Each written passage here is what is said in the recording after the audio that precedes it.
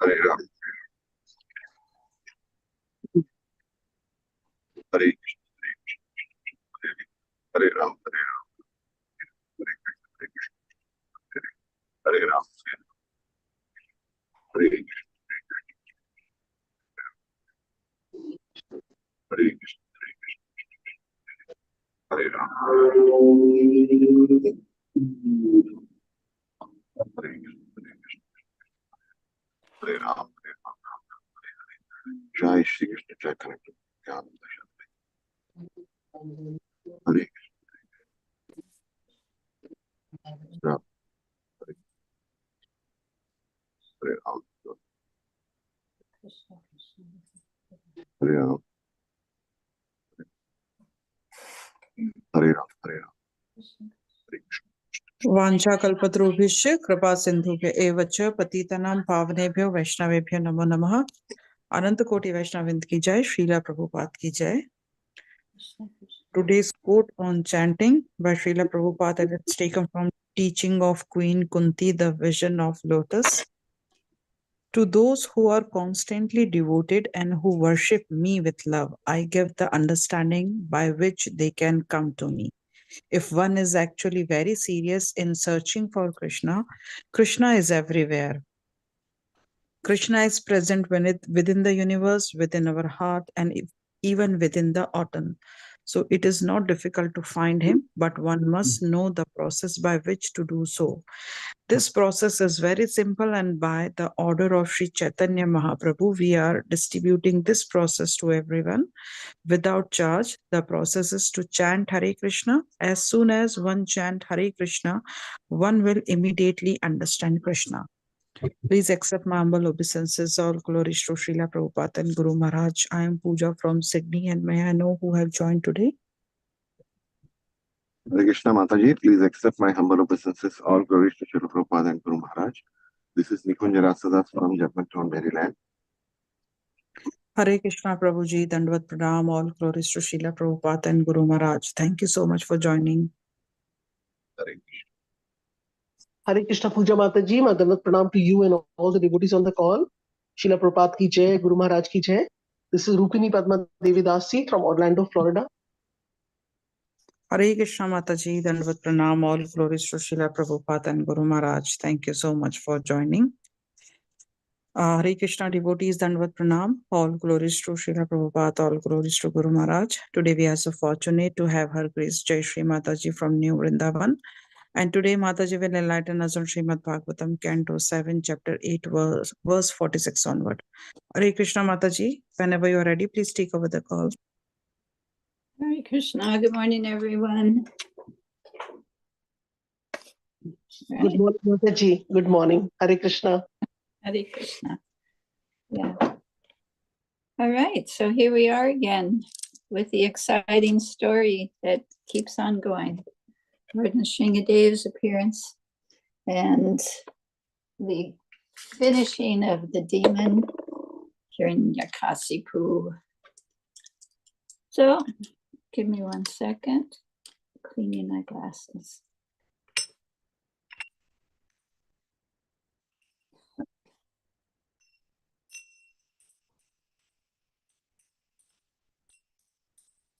Jaya Radha Madhava Kunjabi Hari Gopi Janabala Girivaradari Yasurmandana Rajanayandana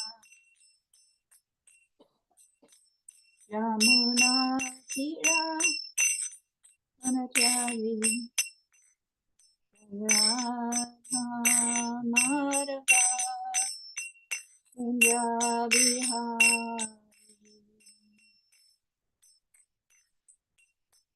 Hare Krishna Hare Krishna Krishna Krishna Hare Hare Hare Rama Hare Rama Rama Rama Hare Hare Hare Krishna, Hare Krishna, Krishna Krishna, Hare Hare, Hare Rama, Rama Rama, Hare Hare. Nitai Gaur Haribo, Haribo, Haribo, Nitai Gaur Haribo. Jaya Jaya Prabhupada, Prabhupada, Prabhupada, Jaya Jaya Prabhupada. Jai Om Vishnupad Paramahansa Parvajakacharya Yastratir such as Divine Grace A.C. Bhaktivedanta Swami Srila Prabhupada Ki Jai. Jai Om Vishnupad Paramahansa Parvajakacharya Yastratir such as Divine Grace Srila Bhakti Siddhanta Saraswati Thakur Srila Prabhupada Ki Jai. Ananti Karta Vaishnavini Ki Jai. Namacharya Srila Haridas Thakur Ki Jai. Prem Sri Kaho Sri Krishna Chaitanya Prabhu Nityananda Sri Advaita Gadadhar Shiva Sri Gaur Bhaktivinoda Ki Jai. Sri Sri Krishna Shamakun. Sorry. Lost my train of thought. Shamakunda Radhakunda Giri Govardhan Ki Jai. Vrindavan Dham Ki Jai. Navadvip Dham Ki Jai. Jamunamaya Ki Jai. Gangamaya Ki Jai. Bhakti Devi Ki Jai. Srimati Tulsi Devi Ki Jai. Samaveda Bhaktivinoda Ki Jai. All glories to the assembled devotees, all glories to the assembled devotees, all glories to the assembled devotees. All glories to Sri Guru and Sri Gauranga, all glories to Sri Rupa. Om Namo Bhagavate Vasudevaya. Om Namo Bhagavate Vasudevaya. Om Namo Bhagavate Vasudevaya. So we are reading from the beautiful Srimad Bhagvatam, Canto 7, Chapter 8, text number 46, about the appearance and destruction of the demon Hiranyakasipu and the glorification of Prahlad Maharaj. Sanskrit scholar, are you there? Yeah, Hare Krishna Mataji. Okay. Shri Vidyadhara Uchuhu Vidyam Pradagdharanayanuradhyam Nyashed Yagyo Balviryatam Sayen Sankhye Pashuvardhatastam Maya Narsiham Pranatahasma Nityam. Hare Krishna. Very good. Thank you. Synonyms. Sri Vidyahara Ucha. The inhabitants of Vidyahara Loka prayed. Vidyam, mystic formulas by which one can appear and disappear. Kritak, separately. Dravanav, by various meditations within the mind. Anirudam, attained. Satyat, stopped. Ajna, this fool, Bala Vidyata, puffed up by bodily strength and his ability to conquer anyone. Saw he Hiranyakasipu, Yena by whom?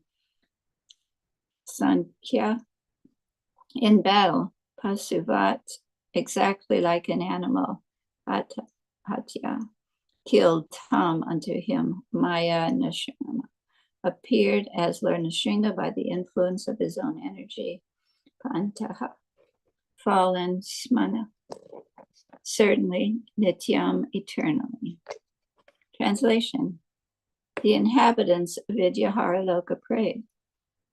Our acquired power to appear and disappear in various ways according to varieties of meditation was banned by that foolish Hiranyakasipu because of his pride in his superior bodily strength and his ability to conquer others. Now, the Supreme Personality of Godhead has killed him, just as if the demon were an animal. Unto that supreme pastime form of Lord Nrsimhadev, we eternally offer our respectful obeisances. Om Jnana Timrandasya Gananjana Salakaya Chakshur Militam Yena Tasmai Shri Gurave Namaha. We are born in the darkness of ignorance, but our spiritual masters kindly opening our eyes with the torchlight of knowledge. So we offer our most humble and respectful obeisances unto the lotus feet of such a spiritual master.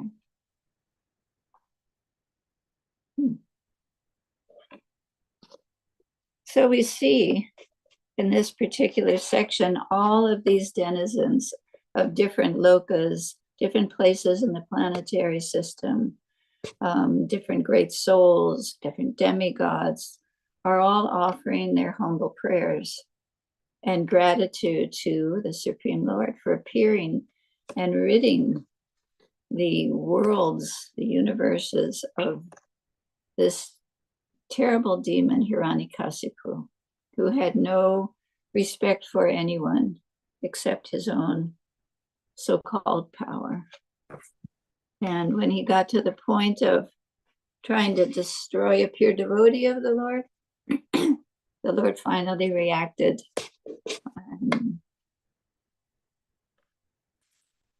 The other demigods and such had prayed, and everyone had been in distress. But when he tried to kill Prahlad, the Lord finally reacted and rid the universe of this demon. So in reading this section of Bhagvatam, we get a small glimpse of how expansive the creation is. When the Lord killed the demon, all of these different personalities came forward from different parts of the universe, and they prayed and thanked him. And they were so relieved because Hiranyakasipu had dampened the enthusiasm, all of these personalities. He had stopped their powers and their way of life, basically. So they were quite relieved when the Lord appeared and killed him, and they could get on with their life as normal. We see that in any circumstance, when there's a big fire or a flood or a bad leader or war within a country. When it's finally over, the people are so relieved to get on with their life in their simple way. But often they have gotten a deeper understanding of the trials and tribulations of taking birth in this place, in this human form of life. And sometimes, if they're fortunate, they've turned to God more and more seriously, more deeply, and made some advancement to understand that their life and their actions are also harming or helping other living entities. And hopefully they get to the point where they understand the teachings in their own scriptures, like the Bible, thou shalt not kill. Sometimes when people come to the palace, just last weekend and yet last week, there was so many Westerners, and that's unusual for New Vrindavan. Since COVID, we've been getting more and more local people from West Virginia even, and we didn't get them before. And I'm careful. My understanding with Prabhupada's way of doing things was that he wasn't pushing the philosophy on anyone.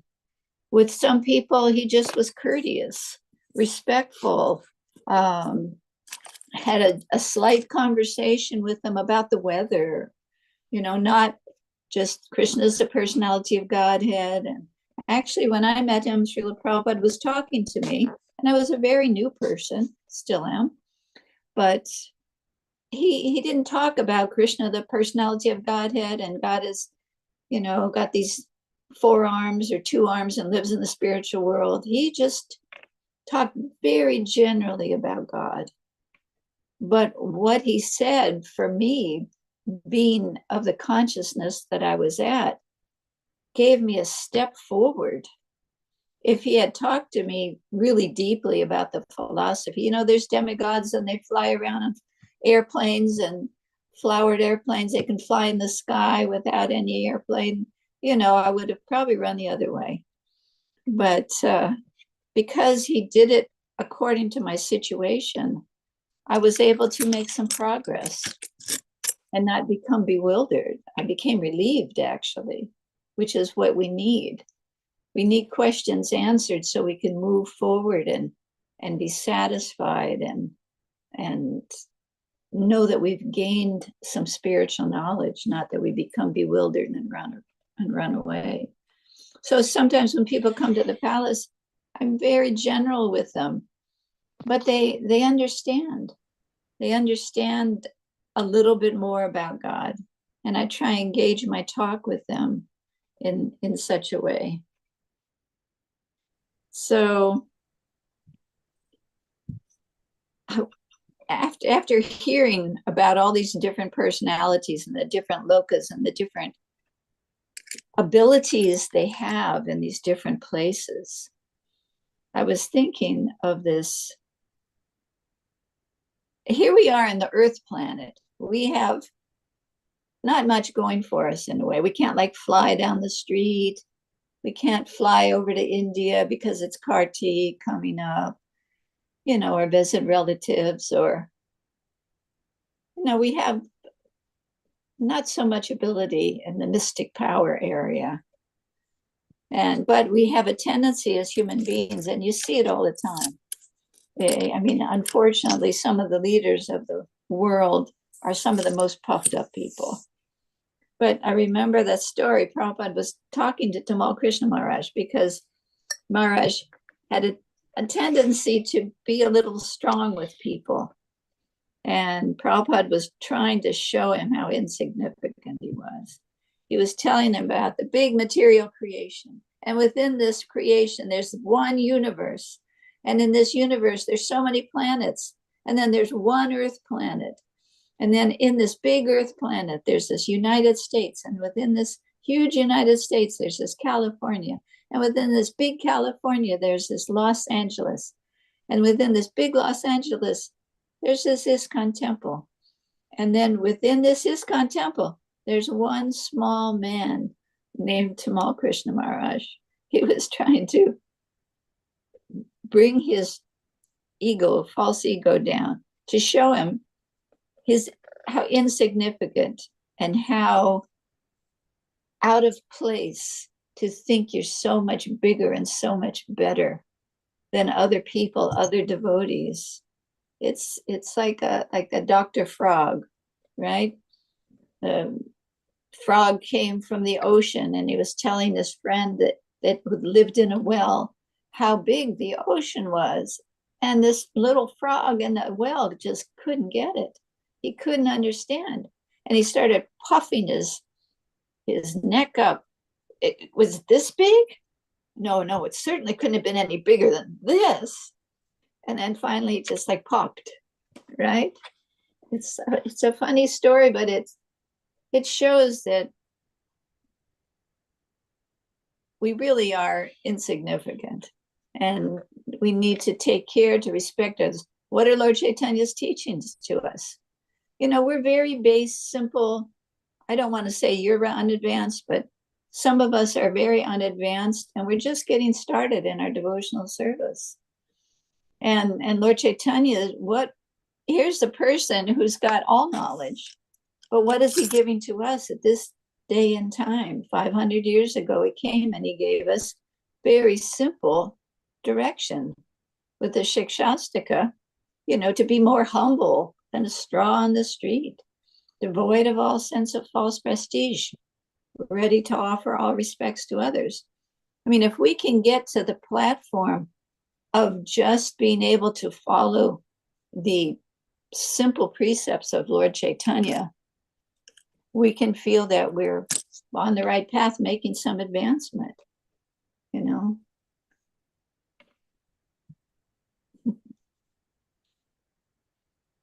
So I looked a little into the Vidyaharas, because they were the ones in this particular purport and our verse. And I found in one of the purports in 4:18:19, Prabhupada gives a little description.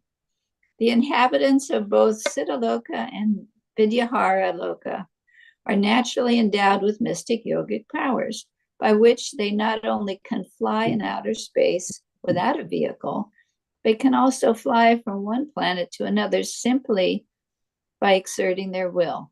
Just as fish can swim within water, the residents of Vidyahara Loka can swim in the ocean of air.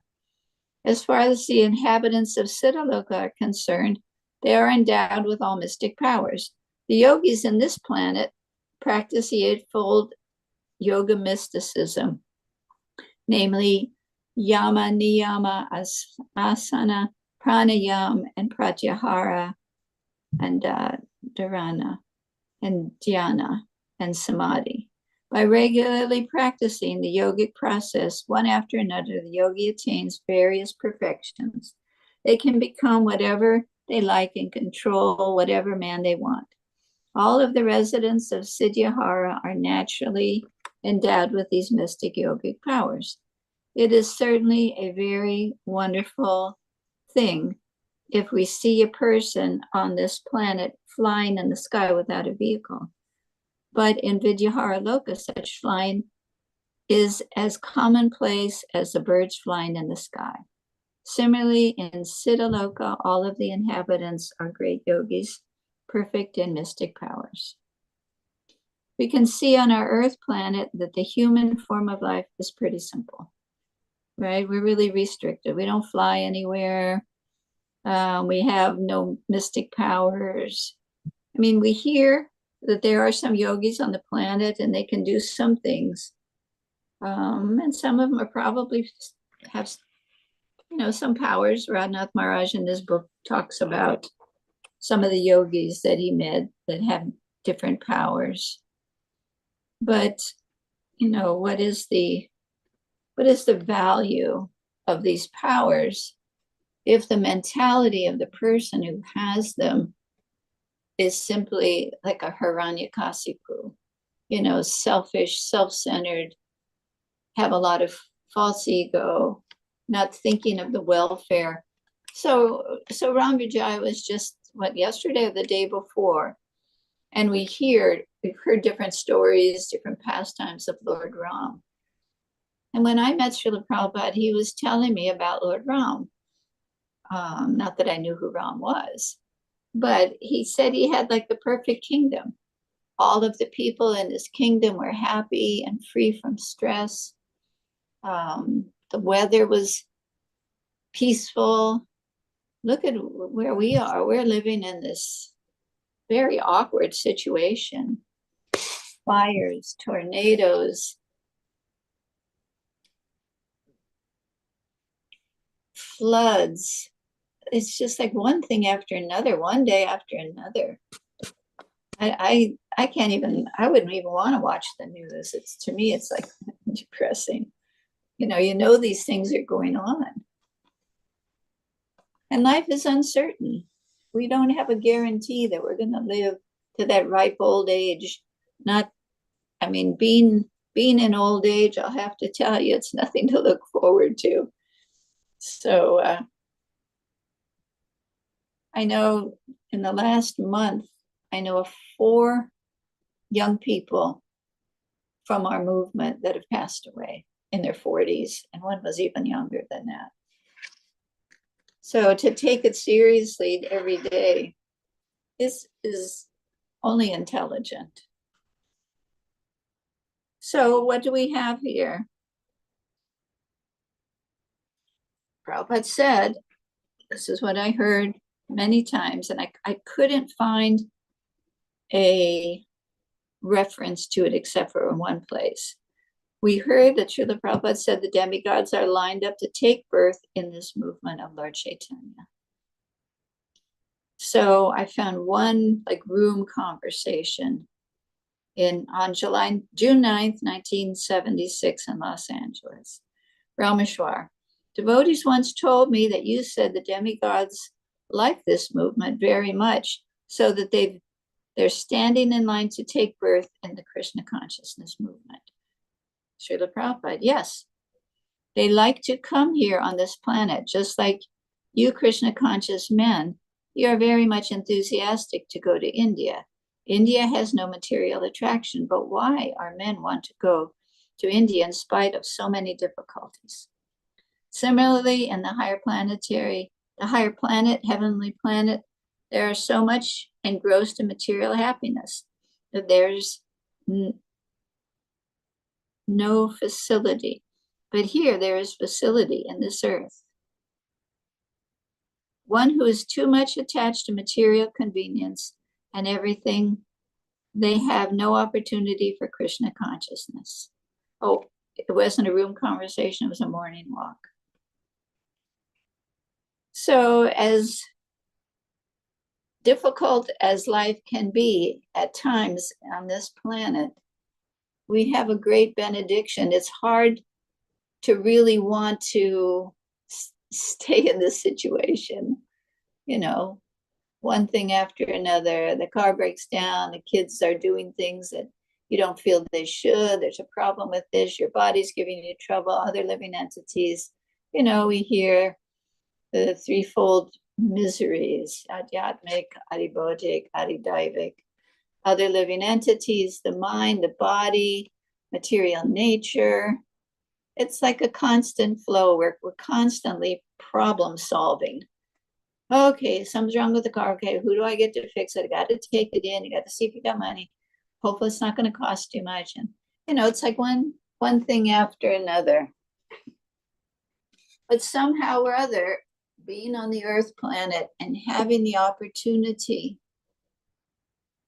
to be a part of and to be around the association of Lord Chaitanya's movement. Prabhupada was not just a great personality, he was immersed in that movement of Lord Chaitanya. He had that connection with the service of Lord Chaitanya. And because he had that connection, he had the power, the potency behind him because of the Lord.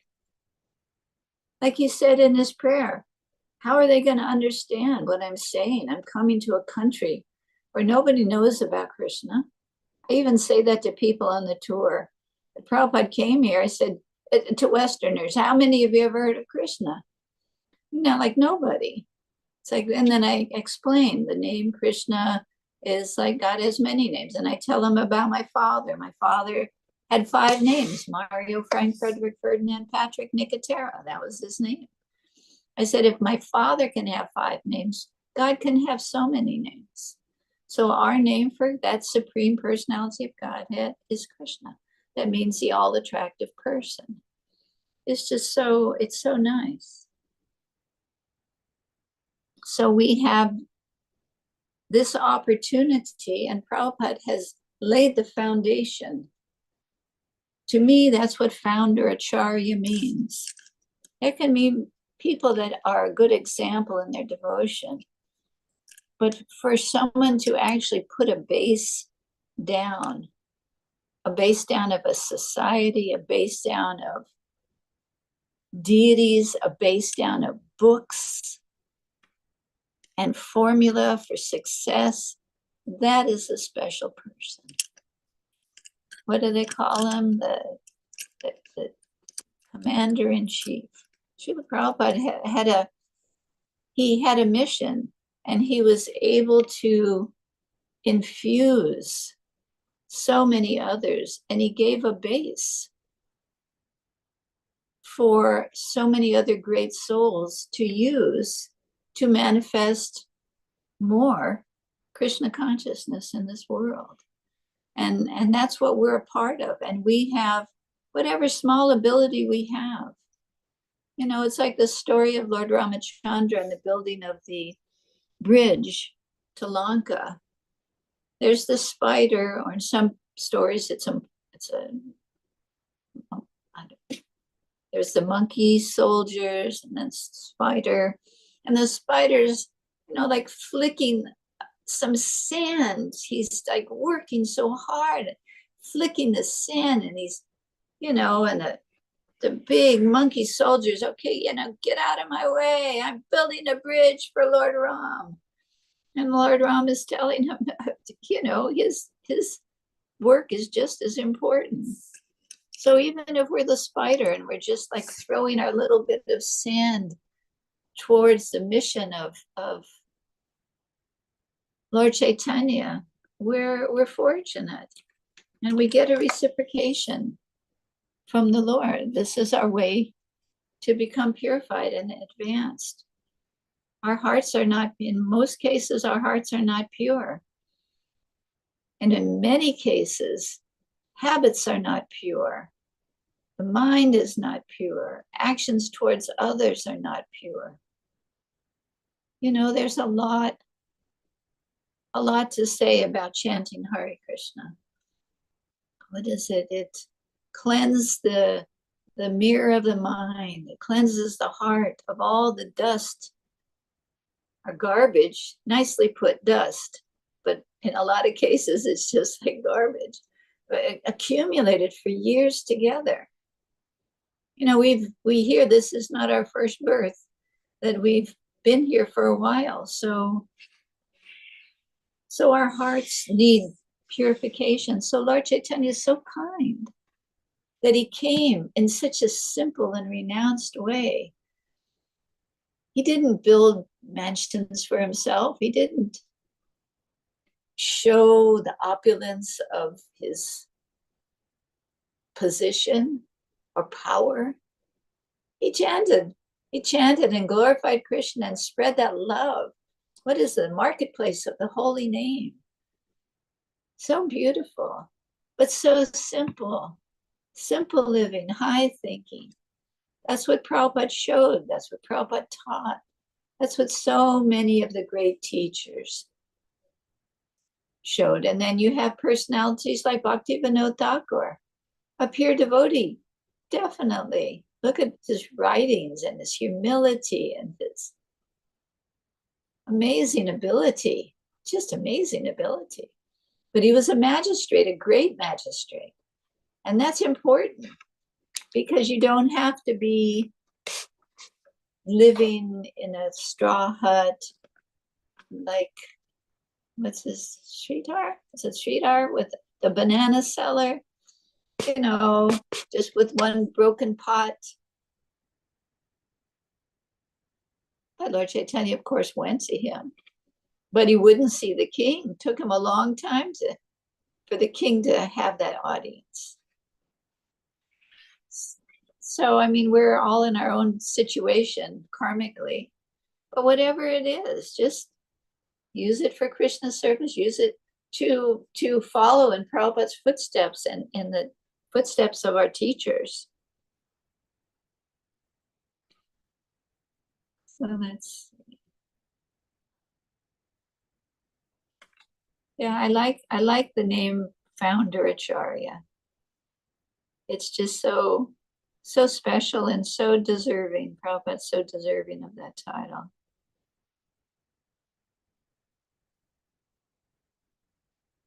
What Prabhupada did was simple, but not simple at the same time. It was immense and impossible for any conditioned soul to do. But at the same time, it was simple. Prabhupada himself said that Krishna consciousness is simple for the simple-hearted. It's not rocket science, but at the same time, it can be very philosophical and very deep. But if one isn't of that nature, they can simply water flowers for Krishna. I actually remember being in Mayapur and going on the yatra. There was a yatra, we went with Radhanath Swami, and Jaipataka Maharaj joined us. And we went into so many unusual places. And I remember we went to one place, it was like some huts. And there were these gardens, like, I don't think there was anything in the gardens at the time. But there was a story of a great devotee of the Lord. And he was asked, so what can we do to become, a pure devotee? And it was basically the story that was told was how he was talking about just growing flowers. And my apologies, I don't remember the name of the person. Someone on the call probably does. But just simply growing, this person who was doing this was in the spiritual world, someone who dealt with flowers for Radha and Krishna. But just taking care of flowers, these other, they're living entities. They're coming to the Dham, or they're coming to your Dham in your house. And you're offering the fruits of some living entity's work to the Lord. So that Agyata Sukriti, that spreading of the mission of the Lord. And if we can do it consciously, then we're Krishna conscious. If we do it mechanically, okay, get the flowers, stick them in the vase. Okay, now I'm on to my next meal. It's like, it's the consciousness. We want to become Krishna conscious. We want to learn that love. We want it to be an intentional activity, not just a ritual. We don't want to get things to the point where things are just rituals. Okay, I've got to chant Hare Krishna, Hare Krishna, Krishna Krishna, Hare Hare. Oh, I wonder what's happening on my phone. It's like we need to cultivate the inner love of God.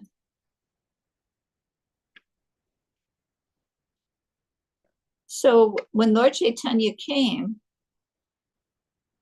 he gave a perfect example, right? He was chanting all the time. He was going to holy places. And these are things that Prabhupada gave us. ISKCON is a special entity. Look at all the holy places. ISKCON, because of its wealth, because of its direction and integrity, has established holy temples in holy places for people to come and have a meal, a free meal, and have the association of devotees and worship of deities. Lord Chaitanya was chanting the holy names all over. Not only does ISKCON have kirtans all over, harinams, rathayatras, we are spreading Krishna consciousness. What a great fortune we have. What a great movement. Prasadam distribution. Lord Chaitanya was distributing prasadam, the holy names. He just disarmed the caste system. He was trying to anyway. He showed tolerance for people who couldn't follow, and he showed intolerance for people that were supposed to be following but weren't. Junior Haridas. He could be very happy. He established a movement that everyone could take part in. And Prabhupada brought that movement and just planted it all over the world. And it's just growing in such a beautiful way. And we have to be careful to pull the weeds. We have to be careful that our part in it is not like Hiranyakasipu, to become powerful and control other people. And, we have to do things with the right motive. We really want to stay in that line. Prabhupada inspired millions of people and is still inspiring millions of people to take up the banner of Lord Chaitanya.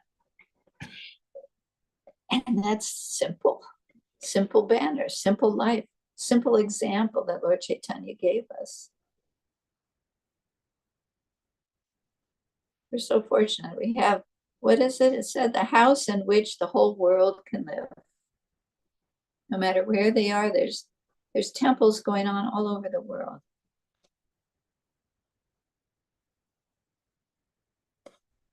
We see that the Lord has his own way, and in his own time he does things. Hiranyakasipu, he reigned for quite a while. And we hear from all these different statements that he was so unkind, so sinful, taking away the powers of different planetaries, personalities, different lokas, limiting people in their lifestyle. It went on for a while. But Prahlad was that pure devotee. That was the last straw for the Lord. It's like, okay, Hiranyakasipu, we've had enough of you. So to show his power and to show that he was actually the supreme, he kept all the benedictions that Hiranyakasipu had, but he killed him. Because we have Lord Nrsingadev here, he's so big, and he's a prominent part of the temple. And he's so, if you're raised in America in a Christian way, it's really hard to understand if you go into somebody else's temple and there's a big lion there. It's really a hard thing to swallow unless someone explains the story to you.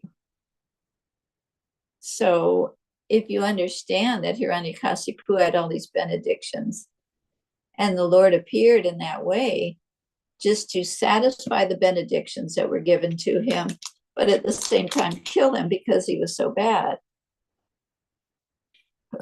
And if you know the Christian philosophy a little bit, the Bible says that when Moses was around, that the Lord appeared to Moses as a burning bush. And he spoke to Moses and gave him the 10 Commandments. So if you know the philosophy a little bit, when I get to the story, if I give someone a tour of the temple, there was a bus here the other day. It was young students, 8th graders, and they had come to New Vrindavan and were going to a couple of other places. And they did a palace tour, and I took them to the garden, the flower garden across from the temple, because Tapapunj, our local gardener, was out, had to take his wife to the doctor. So he asked me to take them around the garden. So, when he does, he preaches, he's really good at connecting how the society right now is so off. Everyone's eating all this garbage and processed food and things that aren't good for them. They don't know how to grow food. They're not grounded. They're not, like Prabhupada wanted New Vrindavan to be a self-sufficient farm community, as an example. A lot of young people, of course, West Virginians, a lot of them have gardens. But you go into the city in different places, a lot of young people have no idea where food comes from, really. Some farmers somewhere. But if they had to survive, if the economy goes belly up, they wouldn't be able to. So these kids were here. And I had to speak to the bus driver.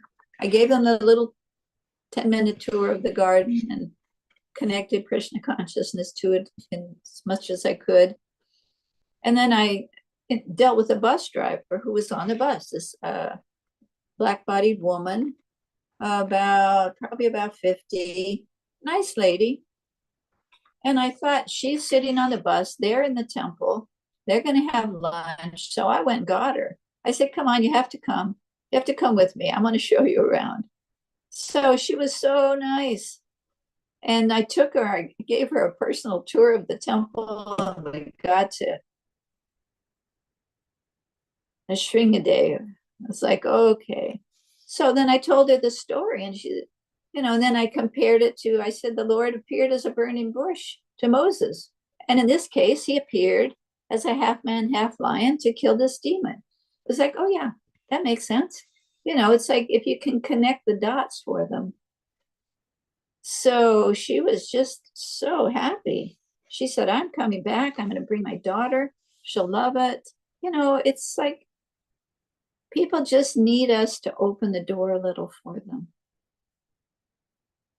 I mean, even even like the worst person you'd be surprised how many people. We used to do Harinam in Waikiki years ago, like every day.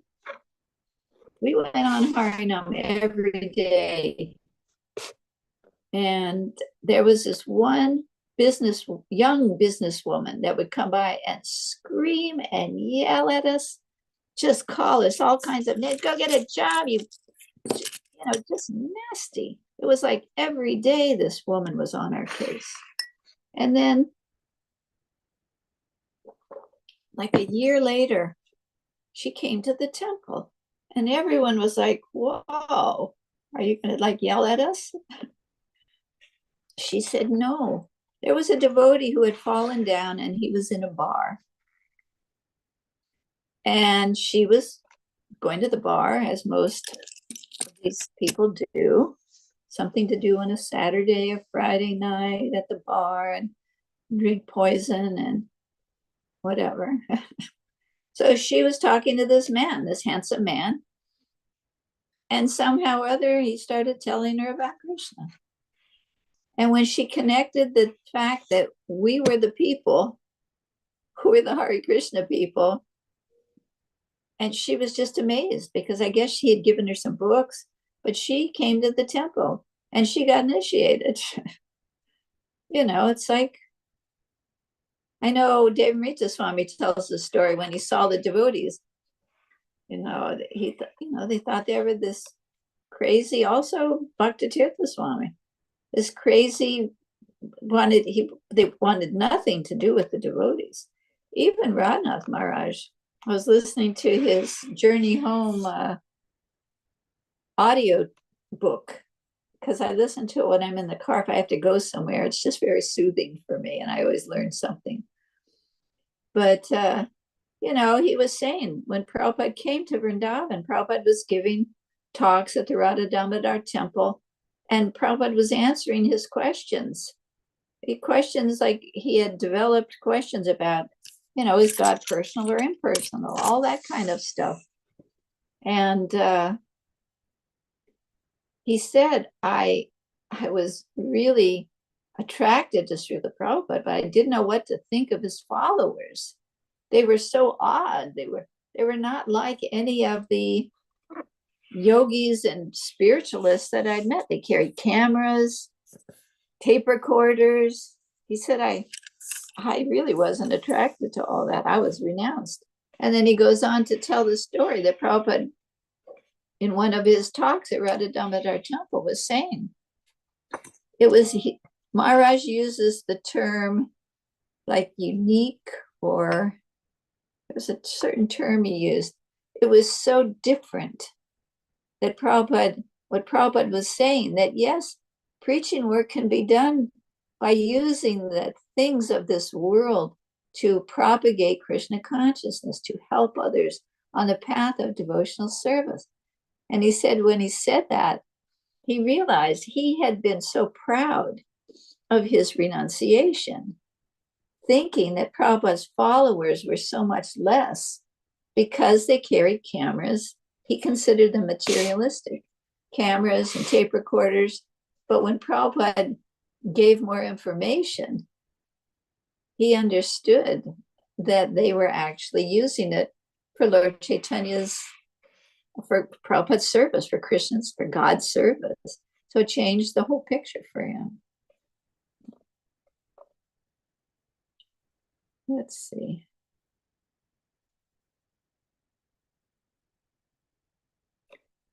For me, Srila Prabhupada, he was like the standard of what we should be doing in this human form of life. Before I met him, I was looking for God and I was reading different scriptures and becoming confused. And then I was feeling uncomfortable in my life also. It's like, what is this life for? What am I supposed to be doing? You know, what's it all about? Why am I here? I was waking up spiritually, and I'm sure it was because of Prabhupada's presence in this preaching movement. And so I prayed, my dear Lord, send me to somebody who knows you. I was so confused and I was so frustrated. And then I met Srila Prabhupada, and it was like, yes, this is what I'm supposed to be doing. This is my life, serving God. Put God in the center, in the front of everything. This is that connection of devotional service, that life is meant for devotion to God, never really connected with me until I met Srila Prabhupada. And he had that example, his lifestyle for the human form of life. So it was like eating. I found out how to eat. I was confused. I'd become a vegetarian. Somehow or other, Krishna had woken me up. It's like, whoa, meat. Oh God, this is killing animals. I don't want any part of this. And I stopped eating meat, just like cold, as they say, cold turkey, just not even having any apparent association. I mean, I think it's because Prabhupada was on his mission and I got subtly caught up in it before I met him. That's what I feel, that or something from the past became awakened. So when I met Srila Prabhupada, it was like, okay, yeah, this is what we do. This is what we eat. Yes, we don't wear many dresses and shorts and bikinis, and we dress very modestly as to not attract people for sex and sense gratification. It just all made sense. And as simple as that sounds, you'd be surprised that example and that understanding just makes a total change in someone's lifestyle, which is what they need to make progress. They need the pious credits. They need the mode of goodness. They need things to help them make progress so that they can become Krishna conscious or God conscious in some way. There was a girl that lived here many years ago, actually, and she got a book or she met a devotee, something, when she was in high school. And she just started wearing a sari with tilak to school in high school. I mean, an American high school, it's like a scary place almost. She was just like totally immune to it, just in her own little bubble, following all the principles. And then she ended up married a wonderful devotee, just a wonderful devotee. And they've done wonderful preaching and service for the last like 20 years. Just even something small might change someone's life. Definitely no harm in whenever we can. I mean, I even when I'm out, someone compliments me on my dress, because I always wear dresses from the gift shop into town. Oh my, you look so nice. It's such a nice dress. Oh yeah, I got it at the Palace gift shop. You should come up. They've got a great gift shop. You know, even if they come up just for the gift shop, they're going to learn something. They're going to connect. They're going to get prasadam. They're going to become friends of the devotees. They're going to appreciate the place. You know, people need as much in this line as they can get. So no endeavor is too small. Okay, it's Halloween. So what do? Prabhupada told us when we were in Detroit, the devotees were going out to try and collect money to support the temples. It's not like nowadays. You've got all these rich people. I don't want to say rich Indians, but a lot of them are Indians, Nepali people, but they're supporting the temples. Their donations are often what keeps some of these temples going. So, but back in the day, as we say, we didn't have money. We had the Fisher Mansion and no money to keep it going. So devotees would go out with lollipops and try and collect money, give a donation to help me feed people, whatever they were saying at the time. But we got permission from Srila Prabhupada to offer hard candy, not necessarily like Mounds bars or any of those, but just sugar, hard candy to the deities. So our deities, like our bank here, has these little round lollipops. They come in all these different flavors and colors. Our bank passes those out to people. So that's what we were getting, these colorful little hard candies. They were put on the altar. They were offered as Mahaprasad. And the devotees would go out with those, and sometimes with flowers, carnations, pin a carnation on somebody. Hey, sir, you look so nice today. Here's a flower. Can we feed people? Show them your pamphlet. Can you give a donation? And that's how the temples were supported, really. But that was approved by Prabhupada. So here, it's Halloween coming up. You get some offerable candy, you offer it to your deities, and you pass it out to the children. It may turn someone's life around, give them a second, set them up for a second chance for Krishna's prasadam or mercy somehow or other. Prabhupada was like the perfect example. He was a perfect gentleman, right? He was humorous. When do you hear, oh yeah, Prabhupada was walking around, he was so depressed, he was just kicking things around, he was so angry, or he went shopping and bought a new car and jewelry for himself. And when do you hear Prabhupada this? It's not Prabhupada. He was a perfect gentleman. He was humorous. He was so knowledgeable, materially and spiritually. When he would take a walk in Hawaii, when he first came to the Kaaba temple, when I first met him, he would take a walk and he could identify the different plants on the side of the road that were herbs. Prabhupada knew about Ayurveda and everything he did, his daily oil massage. I mean, I didn't know that a daily oil massage is called abhyanga, and that you do it and then you take a shower and it cleans the impurities out of the body. It's one of the healthiest things you can do. That's what I learned when I was really sick. So I actually do it every other day in the morning. But so Prabhupada was so knowledgeable materially and spiritually. He was beautiful.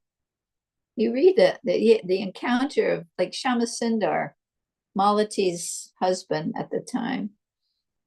He always talks about how beautiful Prabhupada was. Prabhupada was so elegant and just beautiful. Beautiful person, beautiful gestures. He was very peaceful. He lived an exemplary life, rising early, always chanting, super clean. Prabhupada was super clean. He took 2 or 3 baths a day. His carpets in Detroit at the temple, he didn't want those big, beautiful, expensive, freshly cleaned carpets. He made them put white sheets over them. And if you've ever put a white sheet over your carpet, you'll see why. My house in a little cabin in Florida, I have a carpet. It's like an 8x10 carpet. And I put a white sheet over it. And I'm like, whoa, it gets so dirty with little particles. And it's like, I can see. And then you take it off and you wash the sheet and you put it back down. And it's clean. It's always clean. Carpets are not clean. We like carpets, but they're not clean. Prabhupada was super clean. I covered cushions for his bolsters, for his back, for his desk. Prabhupada would lean against his bolster with 2 bolsters on the side, sitting on his pillow, and he would take rest there after the afternoon, for whatever, an hour or whatever. But they were covered in blue, like velour. And he came to Hawaii and he sat on him. He said, I want them covered in white. I want to be able to see the dirt. Because it's true. When you have dark things, you can't see that they're dirty, so you don't wash them. But Prabhupada was so clean. He was always in a devotional mood. He always respected others. You see people who challenged Prabhupada. He wasn't like this angry, mad guy. I mean, sometimes he would challenge them back because he was trying to defeat them for them. But he was very respectful. He didn't expect honor for himself. When they first started, he was in the line with the devotees using the bathroom to take a shower. I mean, that is really humble. He was devoid of all sense of false prestige. If people asked him, so are you the guru of the world? He gave different answers, but he said, I am everybody's servant in one place. You really couldn't find fault with them. So he was a great gift, Krishna's great gift. And we're fortunate to be in the mission that he's brought and part of this movement. And I know, I mean, I've been in the ISKCON movement for 50 some years. And I know there's sometimes people that we have to deal with that are difficult to deal with, or bad managers, or people that fall down, that cause problems for, but it's not the movement of Lord Chaitanya. It's this material platform of people that are conditioned souls, that are doing things wrong, that are making mistakes, that are proud, that have a lot of false ego, that can hurt other people, that they're selfish. That's not Lord Chaitanya's mission. Lord Chaitanya's mission is beyond the frailties of this conditioned mess that we've gotten into. All right, so I think it's time for me to stop. So I will stop. Any questions or input or anything? Or did I put everyone to sleep?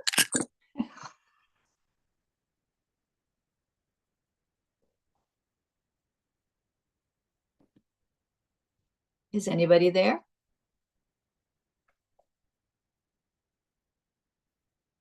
Hello? Hare Krishna Mataji, this Hare is Krishna, Geeta. Mataji. Thank you very much for today's class. Thank you, Very, Geeta. yeah, thank you so much.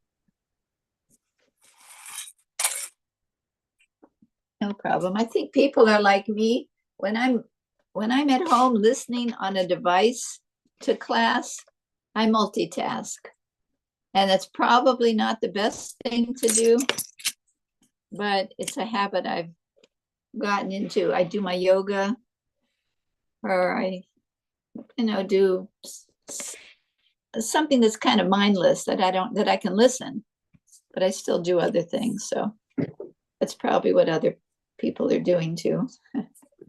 Right.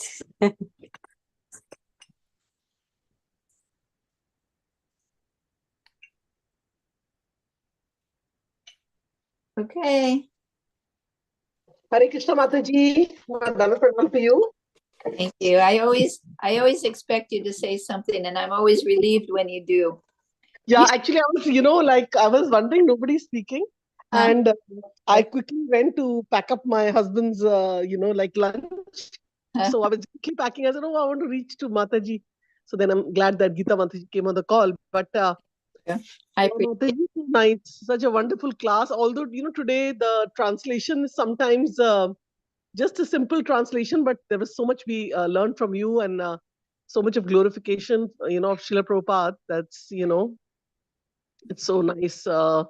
And you were mentioning about your life story, how, we were literally saved by Srila Prabhupada, and we learned to become a human being. And it's so much, it reminded me of my own self also, because, each day, literally, I would say Srila Prabhupada has given us Krishna, because each day we get up in the morning and, we are, so to say, it's like a good spiritual anxiety that we're thinking, oh, we have to chant the Lord's name quickly, before the sun comes out, as many rounds we can do. And there is something to do, there's something concrete, so to say, because Prabhupada said do Mangal Aarti and chant your rounds in the morning, because, the different modes of nature come in play, and then it's a little bit harder to chant later. Right. So everything, for everything, Prabhupada, whatever we have to do in Krishna consciousness, Prabhupada has given us a reasoning which is we can actually practically experience that. It's not like, and he himself said, don't accept whatever I say blindly. You should, reason out and question and things like that. Right. So we're really, really fortunate. And like you were mentioning about the fact that, in your life also, you were like not vegetarian, and that's the same with me. And slowly, like I think, initially, yes, I don't know, like our guru or Krishna, who just was moving us towards this path, and if we were not in this path, then we were just, I really feel that even like in one of the incidents you mentioned in your class about, like maybe the Indians are there, they have a lot of money, whatever it is. But the point is, even if they're vegetarian and even if they're not following Krishna consciousness, they still, like for me, what I do is like anyone who's not following Krishna consciousness, I think of them as not even at the human level, because they're not following four regulations, they're not chanting the Lord's name, and they're just leading the life the way it is. They don't want to chant even once the Lord name. So it's like Prabhupada would often say, like two-legged animals, right? He would also mention. So, but literally, these strong statements of Prabhupada sometimes really knock down the materialist people. It's like, our four regulations are like our enjoyment, or why Prabhupada is saying like two-legged animal. But Prabhupada had to say this in the Kali Yuga, because if he had not mentioned it, then like at least like soul like me, I would have not come, because I need to be shaken up. Yes. And yeah, but but most people, they will just criticize and say why like this, why like that, because they don't have enough sukruti to come into this Lord Chaitanya movement, right, Mataji? Right. No, that's true too. Prabhupada could be heavy. Call someone a dog, a hog, camel, or an ass. I know when he was especially talking to the Indians, he was very blunt, because not all the time, but he didn't baby them, because he knows that they know about Krishna and the teachings, and he straightens them out, and he can be heavy with them. So, but they need that. People are running after this American dream, and it's just so void. Really, it's void of good qualities. You see the youth, they're frustrated. There's so much drugs. There's actually one boy, the son of one of our pujaris here. The announcement just this morning was that her son was killed in their country, and it was a drug-related thing. It's like there's so much danger and so much bad association. Anyway. Yeah, so Mataji, like that's very sad to hear that. Like one of the Pujari's sons somehow, but like we I was just in the morning reading one quote with my Guru Maharaj, His Holiness Jayapataka Guru Maharaj, and in that I will just quickly read that. It says, our suffering may be due to something that we have done in the past 100 births. We don't remember, but super soul does. So he will allow us to suffer if we deserve it. So basically, sometimes this thing comes, oh, the person is in ISKCON, he's like a pujari, and at the highest level, and he must definitely be second initiated. And then this thing happened to his son. People will say like that. Another thing is, they have not read Shastra. They don't understand every soul coming in, taking birth, whether it's devotee or non-devotee family, it's carrying a past with them. There's so Right. many things that person has done, because it's not like, like they say, okay, like now they say when a couple gets married, they should chant 50 rounds and, Right. And do the Garbhadhan Samskar and make sure that everything is done Krishna centered. But the point is, even if they do that, still, we are in a material world, and suppose even if not the child, then our karma as parents are not good. So still we have to go through having that child who will not be a devotee, how much we try. And then, it can lead to all these weaknesses like drugs and things like that. So it's like our life is so much like intertwined and connected to our past. And of course, Krishna says in the Bhagavad Gita that we don't have to see the future, but yes, we can always remember Krishna. That way, our karma can become less. So, right, Mataji? Well, If I'm- also Yeah. in this particular case, the boy had his choice, his own choice. Hmm. He made wrong choices, I'm sure, against what he'd been learning his whole life. He made wrong choices. He was probably about 20 years old, if even that. So, young people have a tendency to not be too intelligent sometimes. Anyway, there's karma, but there's also free will. And he may be obviously he's got a spiritual name. He's been involved in Krishna consciousness, but he consciously made the wrong choices intentionally, so he got the result. It's like if you speed on the freeway, you can say it's my karma that I got into an accident, but part of it was because you were like going 100 miles an hour on the freeway. You've made a conscious choice. So,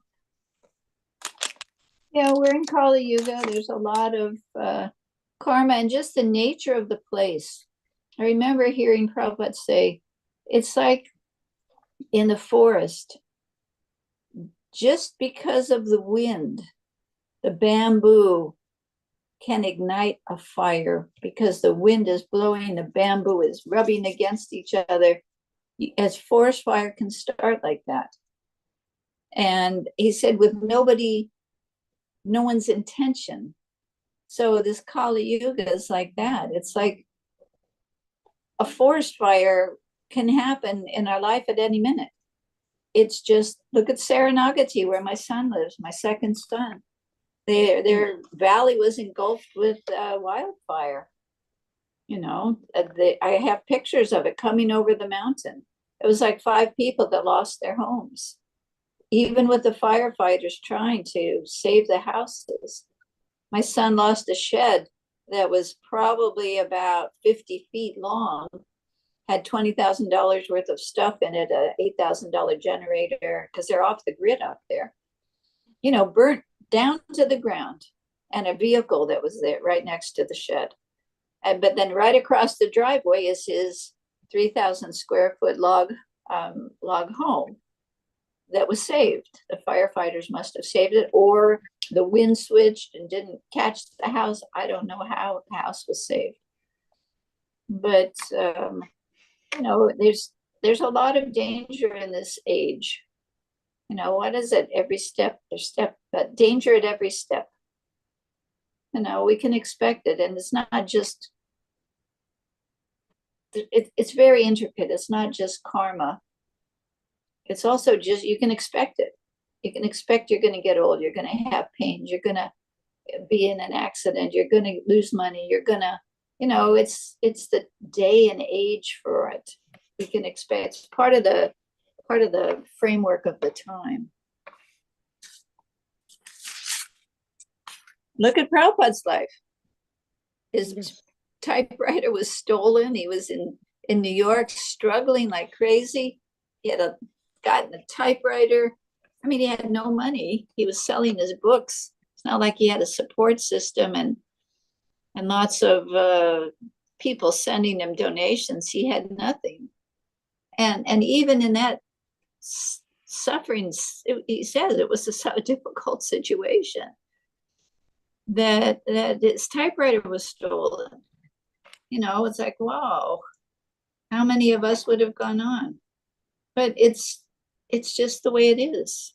It's the day and time for this kind of stuff. Prabhupada just went on.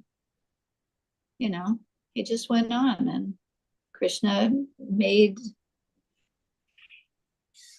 different arrangements, with Mukunda, and look at the crazy guy he was living with in the loft. Took some LSD and became a crazy, started threatening Prabhupada. It's like he had to run away. So if that happened to him, then why would we think that we're going to be living in this spiritual bubble and be full of bliss and happiness with, no problems? We think like that, but that's not the reality. Look at the Pandavas. It's just not the way it is here.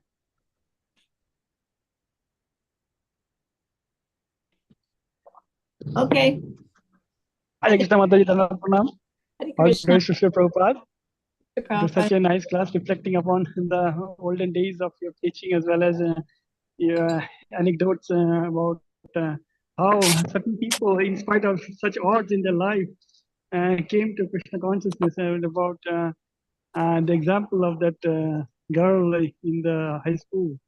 In spite of all the being in the midst of Maya, still her conviction was so strong. Deva Brata. So she could got off. She was in the bubble, as you rightly pointed out, and yet she continued. So it was so inspiring. And your anecdotes about how the preaching, your own preaching of this the bus driver. And that is so nice. And we are reflecting possibly the comparative understanding of Christianity vis-a-vis Krishna consciousness is possibly missing in general. What people today, because of which we may be missing that the edge that we need to preach amongst the regular Americans as well as the Westerners. Yes, it is so nice to have a comparative understanding of so. So it's very good that you heard this morning nice things that we can draw upon. Please, and also your realizations. Please grace us with your presence. Your lecturing words more in the future in your station. Thank you for your kind words and association.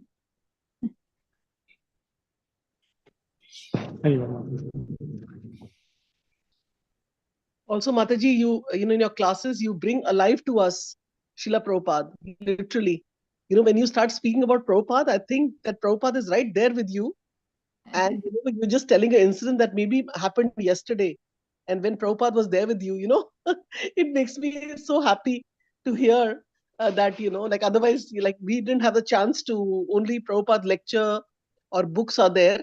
But then, it becomes like somebody telling us that, your grandfather, I'm seeing a picture of his, he used to wear a white turban.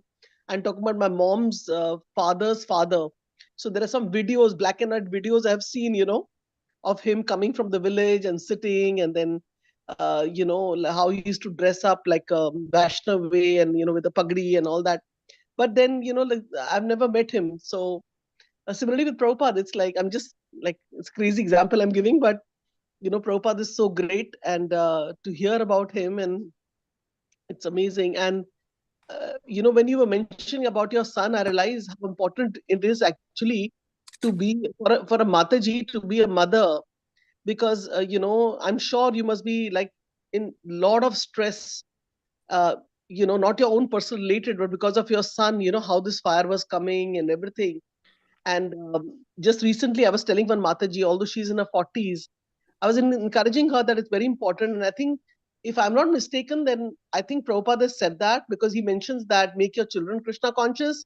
So obviously, if you really don't have children, how you can make them Krishna conscious? So we can pull out a soul from this planet Earth, and make that soul Krishna conscious, and that soul can spread. So I was telling her that, from self-centeredness to selflessness is not possible unless you become a mother, because with Krishna's mercy, Prabhupada's mercy, Guru Maharaj, I also have 2 daughters. So one becomes a little bit on a different platform, once you have your own children, and then the children's worries are there, and life is not only focused on our own self. So it's like a family which is around us. And of course, Prabhupada has given us such a wonderful family that, we are just so much always wanting to be with them, especially on Sundays. We look forward to meet devotees and be with our Prabhupada family. So association. Yes, Mataji. There's So one devotee here. She's never had children. She's about my age. But she makes everyone, she has a lot of daughters that she's adopted. Like, when a devotee girl comes here, she always spends time and helps her get situated. And, she fulfills that desire of having children with some of the young people that come here and live for, a while. okay, that's nice. Yeah. Yes. And I think that way, I've noticed when there's another aspect to being a mother. I will talk about a negative aspect. Like I knew one Mataji who was, she became pregnant and she had a son. But I would see her more speaking to, young children and youth while she was not a mother. But then when she becomes a mother, then, her focus is so much on her child, and even the child grew up. I was seeing that she's not focusing. And then on the contrary, if a Mataji is not having a child, then she's more like open. So again, like everything is positive about Krishna consciousness, and we can always, in the material world, people will, out of loneliness, if they can't have children, they will go and adopt a child. And then they will raise the child, telling the whole world, we have a child. I was not able to give birth, but this is the daughter I adopted from so-and-so place, orphanage, whatever. And then they will raise that child. But that's again, it's like keeping, sometimes people keep a dog for, when they're lonely. But in Krishna consciousness, it's not like that. It's like, you're serving devotees, young girls and boys, and even if you don't have children, then also, you are considered a mother in that sense. Right, Mataji? Mhm. Yeah. I know when we first went to Chowpatty many years ago, it was Malati and the girls in her little temple in Columbus, and then Nityo Dita was a Swami. He had brahmacharis. We all went to India. And Radhanath Maharaj was showing us around, and he made a comment to me that all of these young brahmacharis and young ladies were his children, basically, and that I should help them to, kind of treat all the young people kind of like with my motherly aspect, which I do anyway. I even guests, even people at the palace that are only here for a day, you give them some direction and some care, some affection. Actually, that just happened the other day. There was a young girl. She was the only one on a tour. She was a Western girl. She was from the West Coast. And I said, well, where are you from? She said, well, I'm from Nevada City, but I just moved to St. Clairsville, Ohio, which is right across the river from Wheeling, which is maybe half an hour away, with my father. She said, so I'm new in the area and I saw this palace of gold. So I thought I would just come and walk around and see it. So I took her on a tour and we started talking. And she said, she was like a really nice, motive of goodness, interested young lady. She probably is about 23 or something. And I said, well, what kind of work do you do? She said, well, I really I like growing things. I like working, she's like a real natural. I said, well, we've got work in the gardens here. Why don't you see about, anyway. So the next time I saw her, she was employed by us working in the rose gardens with Gopa. Haribol. And we Yeah. had a baby shower for one devotee the other day, and she was there doing some stuff, and on her way home, she'd just been working in the garden with Gopa. It's like, wow, that's nice. She's telling me how much she appreciated the place and the people, and yeah, nice to connect people. Yes, Mataji, it's the power of your speaking to her, because sometimes, I'm saying for myself, I'm not able to do some task, and some devotees who I'm connected to, they bless me, and I know this is not done by me. This is basically done because of some blessing. The devotees need my help. We are das anudas, so somehow we get empowered. So similarly, in that context, maybe she was not supposed to come, but it's just that, like Prabhupada would say very strongly, I'm the one who brought you to Krishna consciousness. I'm the one who brought you. Yeah, so it's so nice. I gave your pious credits. You had none. Yeah, exactly. So you're very fortunate, Mataji, to be there, and so many people are just coming to see the palace only. Yes. But they just like, people get enamored by the nice golden palace, and and there, it's their spiritual life starts right there. Very nice. Yeah, thank you for sharing, Mataji.